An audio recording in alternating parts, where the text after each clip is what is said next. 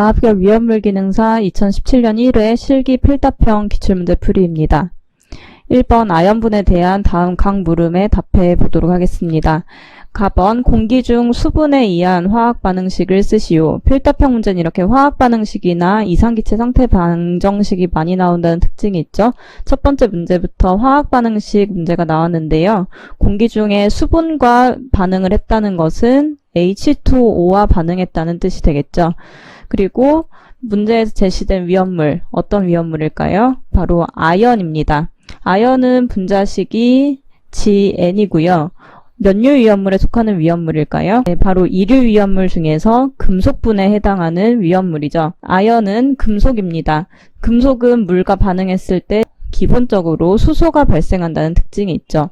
그리고 아연이 금속이기 때문에 다른 금속의 수산화물과 마찬가지로 금속 원소에 이렇게 OH가 붙은 형태의 수산화 아연이 생성이 됩니다.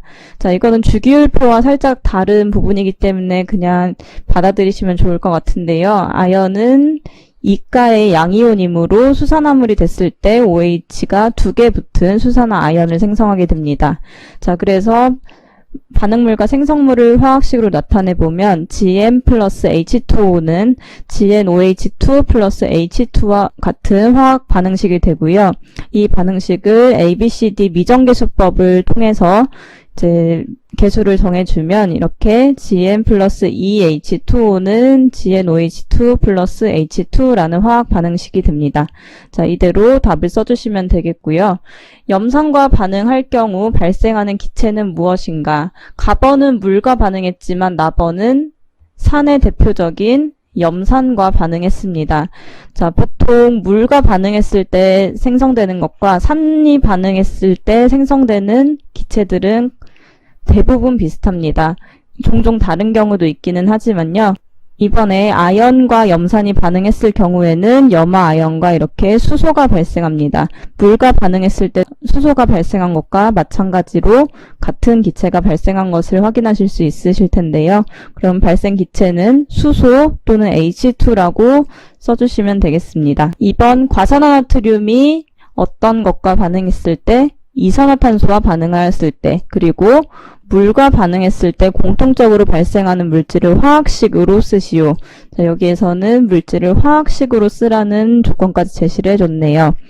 과산화나트륨은 Na2O2 몇 류 위험물일까요? 자, 산화물이 유기물이 아니라 무기물인 무기과산화물 제1류 위험물인 과산화나트륨입니다.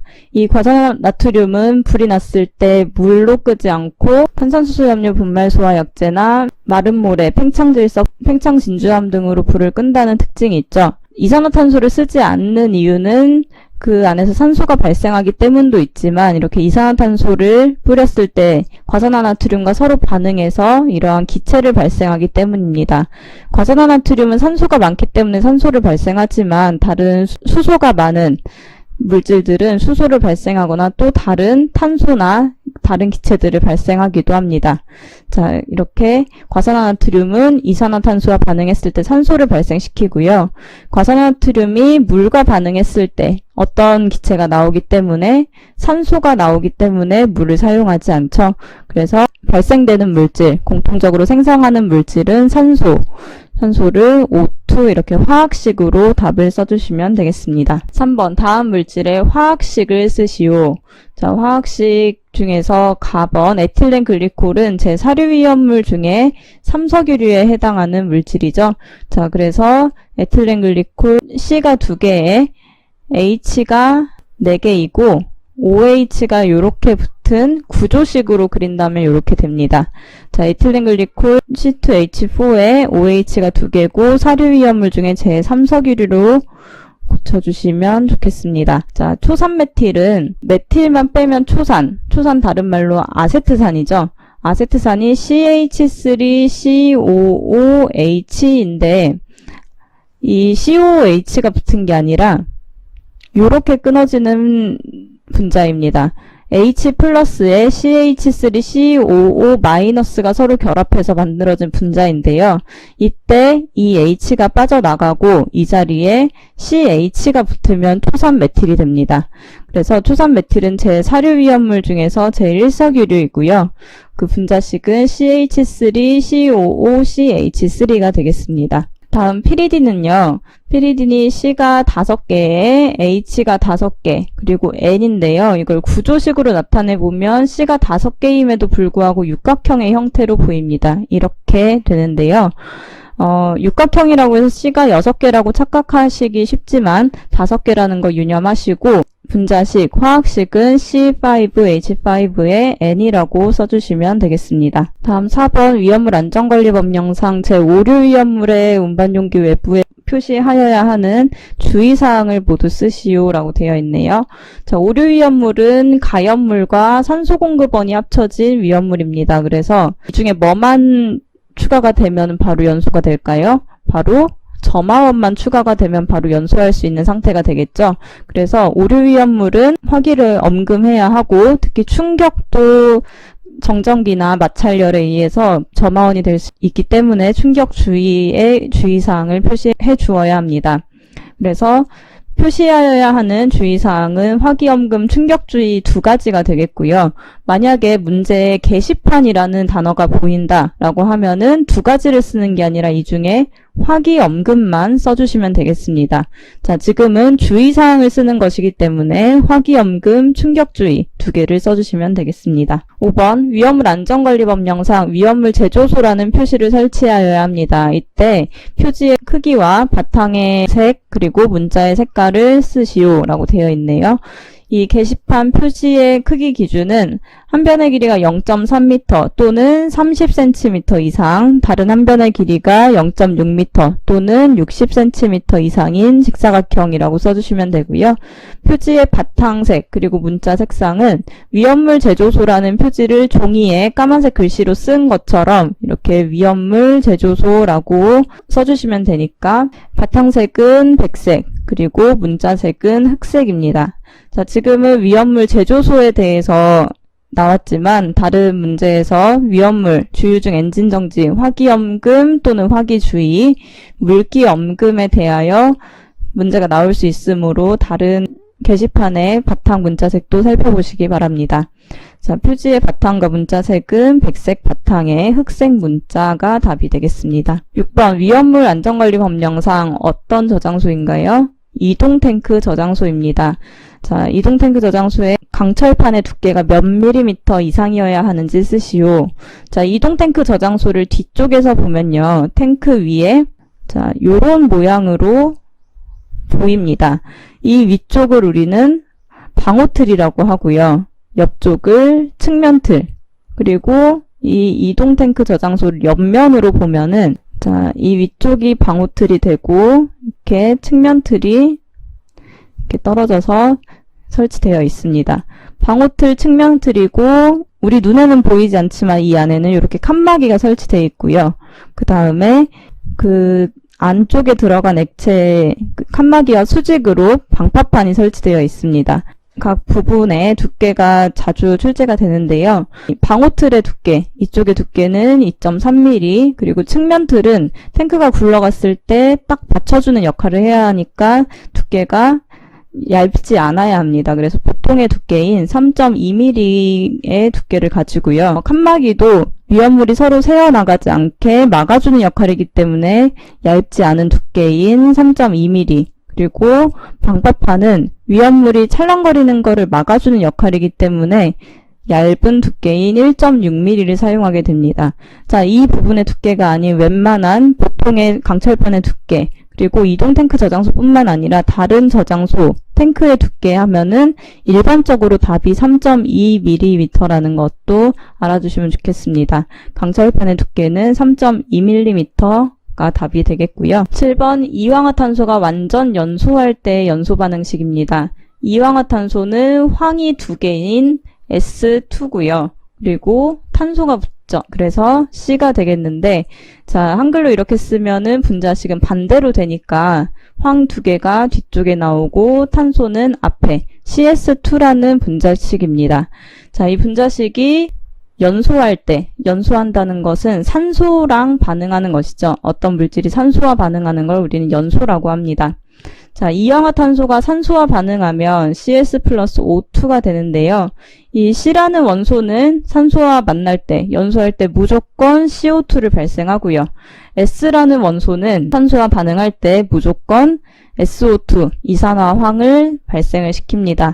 그래서 미정계수법 ABCD로 해서 식을 통해서 정리를 하면 A는 1, B는 3, C는 1, D는 2라는 계수가 나오고 그래서 계수가 대입된 화학반응식을 완성하여 이렇게 써주시면 되겠습니다. 실제 시험에서는 이런 과정을 쓰시면 안 되니까 이제 밑에 쪽에 연습란에 간단하게 푸시는 연습을 하시면 이렇게 길게 쓰지 않더라도 간단하게 완성하실 수 있을 거라고 생각이 됩니다. 8번 탄소 100kg을 연소시키는 상황입니다. 이때 표준 상태에서 몇 세제곱미터의 공기가 필요한지 구하시오. 이런 부피의 단위가 나왔다라고 하면은 이거는 이상기체 상태 방정식으로 푸는 문제구나 라고 생각하시면 되겠죠? 자, 이상기체 상태 방정식 중에서도 지금 화학 반응이 있을까요? 없을까요? 바로 연소라는 화학 반응이 일어난 상태입니다. 그러면 화학 반응식을 먼저 써줘야 되겠죠?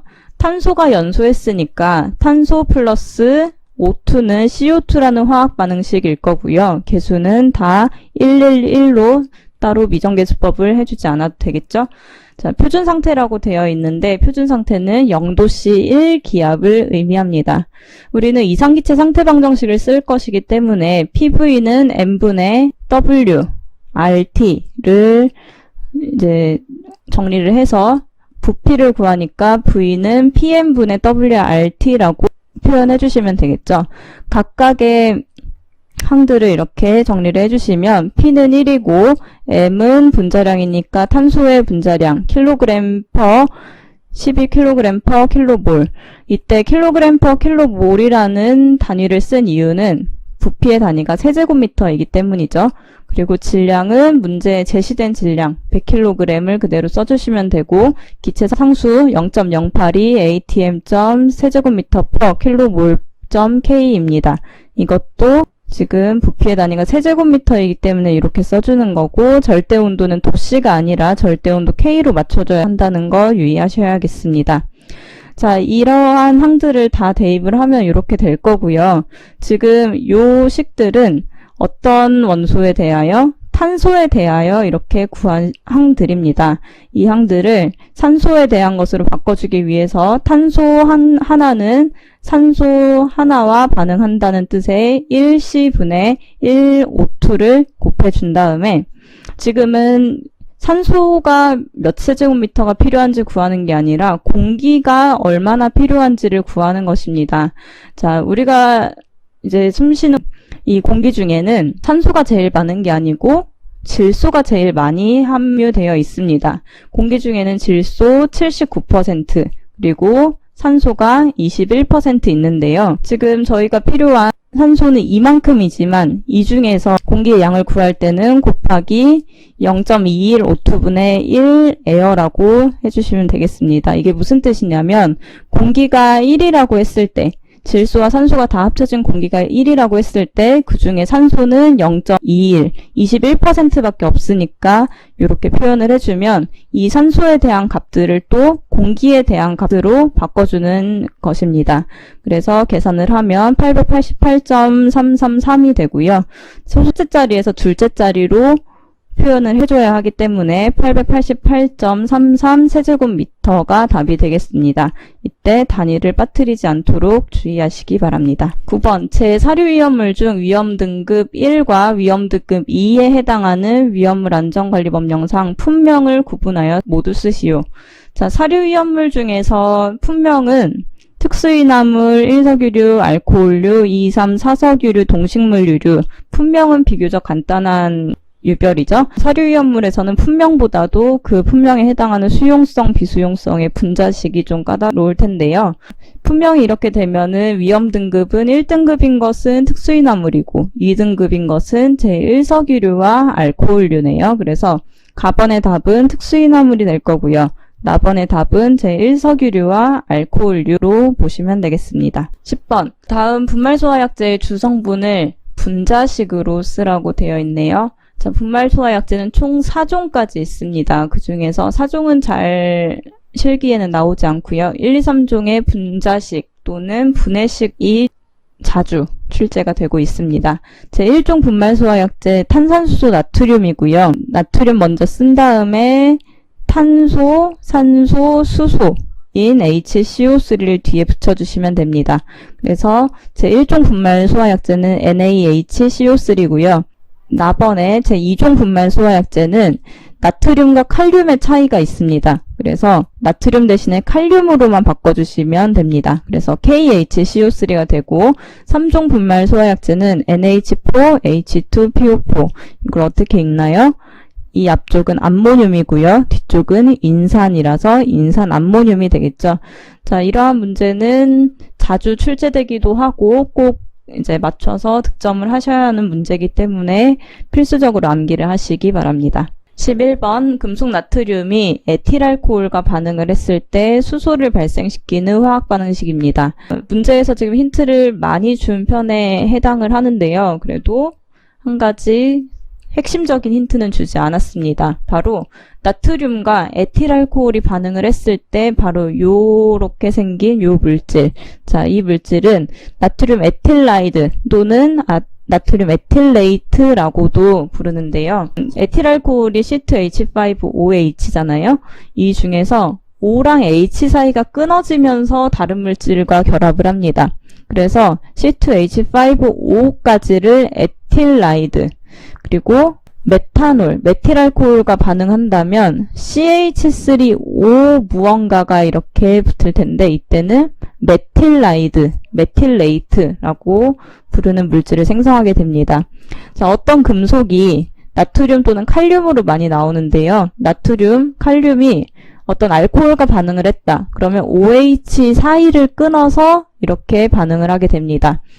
자, 그래서 반응식은 Na 플러스 C2H5OH는 C2H5ONA 플러스 H2 수소가 발생합니다. 자, 그래서 미정계수법 ABCD 해서 이렇게 개수가 2분의 1이 나오면 모두 정수로 바꾸기 위해서 2를 곱해줍니다. 그래서 ABCD를 다 2를 곱하면 A가 2, B가 2, C도 2, D는 1이 되는 이런 화학 반응식이 완성이 됩니다. 자, 다시 한번 요 물질은 나트륨 에틸라이드라고 부른다고 이제 봐주시고요. 이렇게 생긴 거는 나트륨 메틸레이드라고 부르는 물질입니다. 12번 산화칼슘 1몰과 물 2몰이 반응할 때 생성되는 기체를 쓰고 그 기체는 표준 상태를 기준으로 몇 리터가 생성되는지 구하시오. 발생하는 기체도 알아야 하고 이런 리터를 구하라는 문제, 이상기체 상태방정식도 같이 나오는 문제네요. 생성되는 기체를 먼저 살펴보면 탄화칼슘 몇 유이온물?